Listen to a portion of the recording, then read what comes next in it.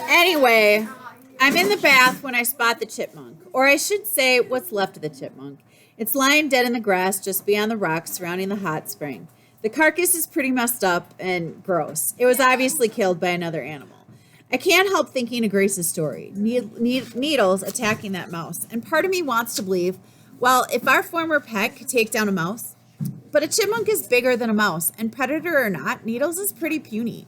I'm thinking it because I want it to be true, that he's still around somewhere, surviving by hunting, just like Grace said. Suddenly, the two ladies on the other side of the hot spring are on their feet, waving and cheering. When I spy the object of their attention, I draw in a gulp of air and drop down under the surface of the near scalding water. It's Ivory in all 6'4" of her neon spandex glory, biking along the path toward the Welcome Center and the exit. Here's the thing.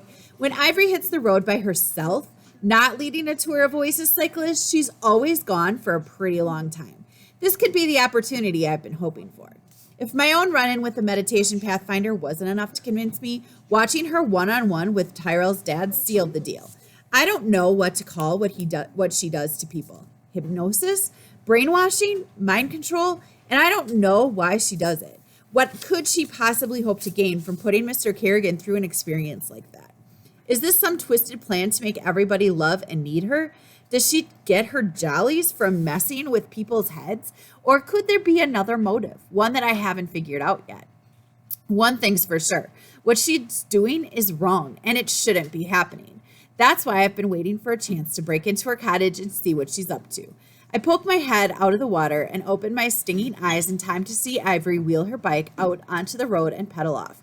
Then I rise from the bath, gasping and dripping. On some level, I appreciate that I've just shattered my record for total immersion in the hot spring, but I can't focus on that now. If I don't take advantage of Ivory's absence, who knows when the next opportunity will come along. In the change booth, I towel off and throw on shorts and a t-shirt. Next stop, the main village. The Pathfinders live in the same kind of cottage that the guests do. No separate section. They're mixed in with us. Brooklyn told us that came straight from Nimbus himself when he invented the Oasis. He wants Pathfinders, guests, and buddies to be a true community. It all sounds super whole until you think of Ivory tinkering with people's heads while living right next door to you. Creepy. A couple of old guys from the Bermuda shorts and bony knees crowd are standing in front of the Cottage 16 arguing over which of Evangeline's eggplant recipes is the healthiest. So I have to cool my heels until they move on, heading for the lake. Ivory's place, number 18, looks exactly like all the other cottages, except that there's a picture of a pink brain oozing around the letter I, centered on the front door. This lady really likes herself.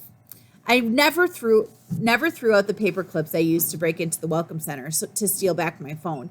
Fat lot of good it did me. So it only takes me about 45 seconds to pick Ivory's lock. I step inside into the air conditioning, expecting to feel a surge of triumph at putting something over that stinker. My only emotion, though, is something I'm not used to. I'm kind of scared. Nimbus is sort of funny with his multicolored tracksuits and his kale shakes and his goofball philosophies, but Ivory is different. I see the glowing pen moving back and forth in front of my face and remember how it made me feel. My weird compulsion to do what she told me to do. Ivory is dangerous. First impressions, the meditation pathfinder is a neat freak. The cottage is tidy and gleaming. I frown. Maybe too tidy, except for the pink brain on the front door, which isn't a single personal touch. There isn't a single personal touch. Besides the furniture, which is the same as what they have in the cottages, the place is practically empty. There isn't so much as a pen, a book, a piece of mail, or a cup from the last night's herbal tea. Not even in the kitchen sink. I mean, Matt and I have more stuff than this, and we're only visitors. Ivory lives here.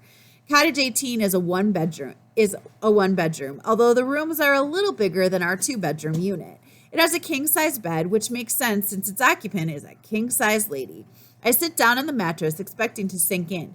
Forget that. Leave it to Ivory to sleep on a block of granite. Maybe being uncomfortable helps you meditate. And when I spot the object on the nightstand, it looks so natural, so ordinary, that it takes a few seconds for me to register what a big deal it is. A cell phone.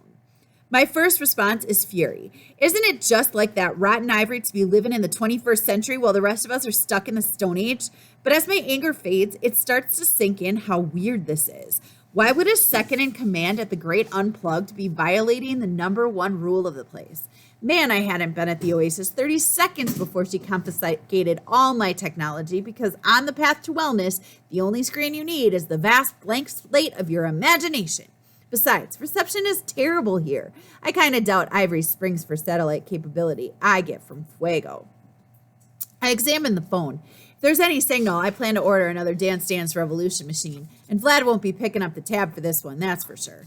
The screen asks for a password to get in. Figures. Ivory isn't the trusted type. As I set it down on the nightstand, I catch a glimpse of a lustrous dark fabric across the room. The closet door is partly open, and is that an evening gown? Who needs a fancy dress at the Oasis where a zip-lining harness counts as business casual and the temperatures never dip below 90 degrees? I walk over to the closet to investigate. It's a dress, all right, size Ivory, and there are 7 of them with jeweled bodices, complex embroidery, and lush fabrics. I check the labels, but I don't really have to. I can already tell this is super expensive stuff, handmade in Paris and Milan. Vlad buys dresses like this for Mom, not that she ever wears any of them. She's a t-shirt, jeans, and lab coat gal, and she's usually in a place where the definition of luxury is running water, not high fashion. The bottom line is designer gowns cost big bucks, as in bigger bucks than a meditation pathfinder makes. What's going on, Ivory? What else are you hiding?